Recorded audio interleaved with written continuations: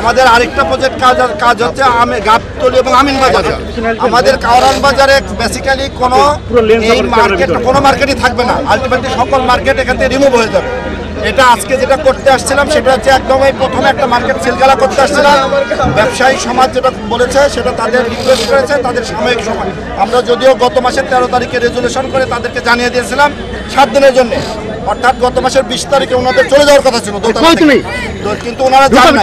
গতকালকে আমরা মিটিং করেছি, মিটিং করে গতকালকে সম্মানিত কাউন্সিলর সহ এখানে সভাপতি আছে সহ আমাদের সম্মানিত কাউন্সিলর শামীম ভাই আমার বাম পাশে দাঁড়িয়ে আছেন, উনি হচ্ছে এই ওয়ার্ডের সম্মানিত কাউন্সিলর 26 নম্বর ওয়ার্ডের, উনি আবার এই কমিটির সভাপতি।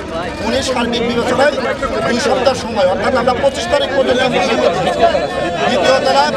দ্বিতীয় তলা আগামী 25 তারিখে সিল দেওয়া হবে এবং এই 25 তারিখের মধ্যে দ্বিতীয় তলা থেকে সকল ব্যবসায়ী সকল লোকজন চলে যাবে।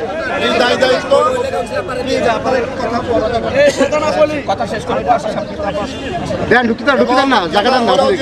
25 তারিখের মধ্যে হচ্ছে যে দোতলাটা ফাঁকা করে দিতে হবে এবং এক্সিস্টিং যে কমিটি সেই কমিটি নিবে।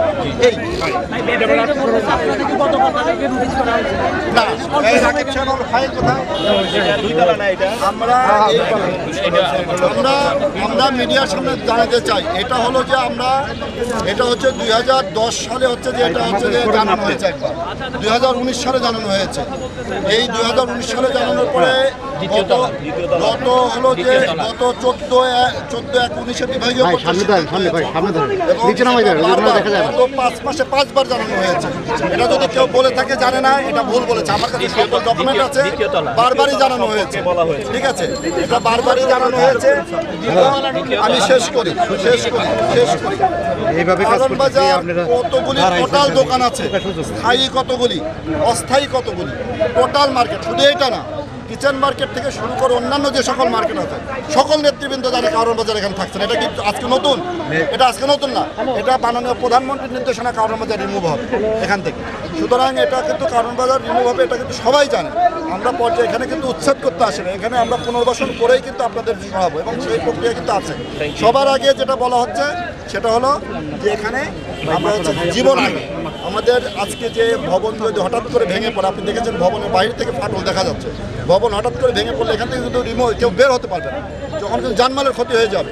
আমাদের জীবিকা আগে না জীবন আগে, আমাদের জীবন আগে, এটা ভাবতে হবে। এই জন্য আজকে আমরা এসেছিলাম।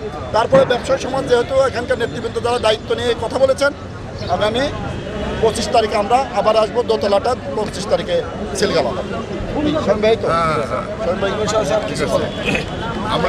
আমরা ব্যবসায়ীর পক্ষে, আমরা চাই না কোনো ব্যবসায়ীর মৃত্যু। আমরা তাদেরকে বারবার বলছি এটা ঝুঁকিপূর্ণ। আমরা চাই না কোনো ব্যবসায়ীর ক্ষতি হোক এবং তার জীবন। আমরা এই জন্যই যত ঝড়ঝাপটা আসুক তার মাধ্যমে তাদেরকে আমরা জানান দিতে আসছি, আপনারা ঝুঁকি মিদে আছেন, আপনারা অতি সত্ত্বর এখান থেকে স্থানান্তর হন। আপনাদের ব্যবস্থা আমরা করে রাখছি এবং আপনাদের ব্যবস্থা হবে।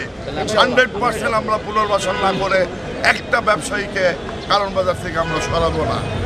এটাই আমার পুনর্বাসন না হওয়া পর্যন্ত আমরা চলতে পারছি না। ধন্যবাদ। সেই সমিতিতে কথা বলবে। আমি এই মালিক সমিতির সাধারণ সম্পাদক।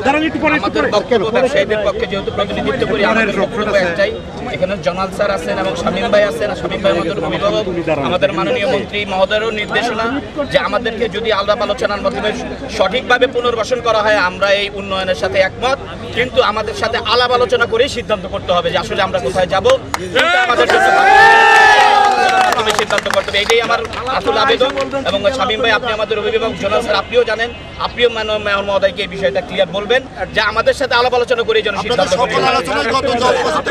স্যার আমরা না, আমাদের সাথে কোনো আলাপ আলোচনা গত 6 বছরের ভিতর কোনো আলোচনা হয়নি। অফিসিয়াল কোনো আলোচনা আমাদের গত 6 বছর অফিসিয়াল আলোচনা হয় নাই এখন পর্যন্ত। আমার রুমে আপনি একাধিক মিটিং এ আনঅফিসিয়াল আলোচনা হয় না। ঠিক আছে, সবাইকে কথা পাই। জয় বাংলা, জয় বঙ্গবন্ধু। আচ্ছা, এগুলো কার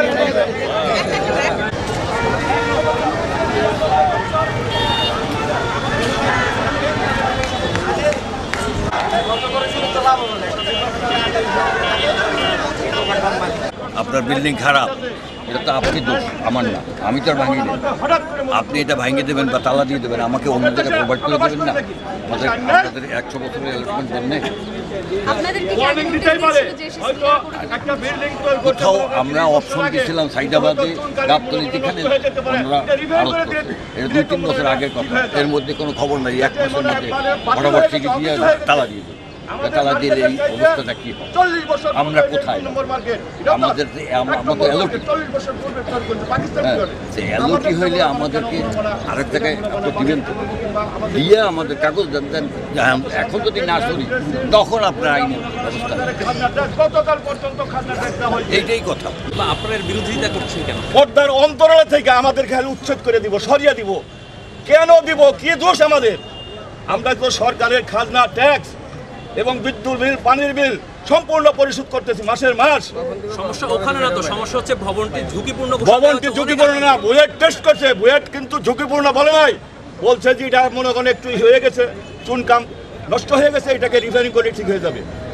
বুয়েট এটাই বলছে। আপনারা কি মনে করছেন আপনাদের বিরুদ্ধে কিন্তু কেন পর্দার অঞ্চলের থেকে আমাদের দেশের প্রত্যেক সরকারের আমলে আমলা থাকে, আমলারা মনে করেন আমাদের জায়গা বাসা মনে করেন আত্মসাৎ করার জন্য তারা মনে করেন পর্দার অঞ্চলের থেকে মনে করেন তারা এই সমস্ত কর্মকাণ্ড ঘটাইতেছে।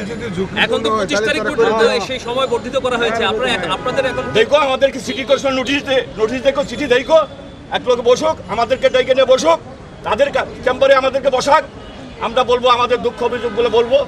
আমরা তো অবৈধভাবে এখানে কোনো কিছু করতেছি না, সরকারকে আইনের আওতায় সমস্ত কিছু খাজনা ট্যাক্স দিয়ে আমরা মনে করেন এখানে ব্যবসা করতেছি। প্রতি মাসে মনে করেন এখন দাবি কি 25 তারিখ যে 12 টাকা স্কয়ার ফিট ভাড়া দিতেছি, 12 টাকা স্কয়ার ফিট। বিশ্বের কোনো দেশে নাই একটা কাঁচামালের ব্যবসায়ীদের 12 টাকা আর স্কয়ার ফিট ভাড়া দিতে হয়, আমরা তা দিয়ে ব্যবসা করতেছি। আমি যে জিজ্ঞেস আমাদের নিচতলায় কোনো সমস্যা নাই, সময় বর্ধিত করা হয়েছে। এখন আপনাদের দাবিটা কি? সিটি কর্পোরেশন আমাদেরকে চিঠি দিবে, ওনারা যেখানে বসে, বাংলাদেশের যে কোনো প্রান্তে বসে, আমরা ওনাদের সাথে গিয়ে সঙ্গ দিব। এবং ওনারা যারা বলে সরকারের আইন মাইনা আমরা মনে করি না, তাদের সাথে কথাবার্তা বলতে আমরা রাজি আছি।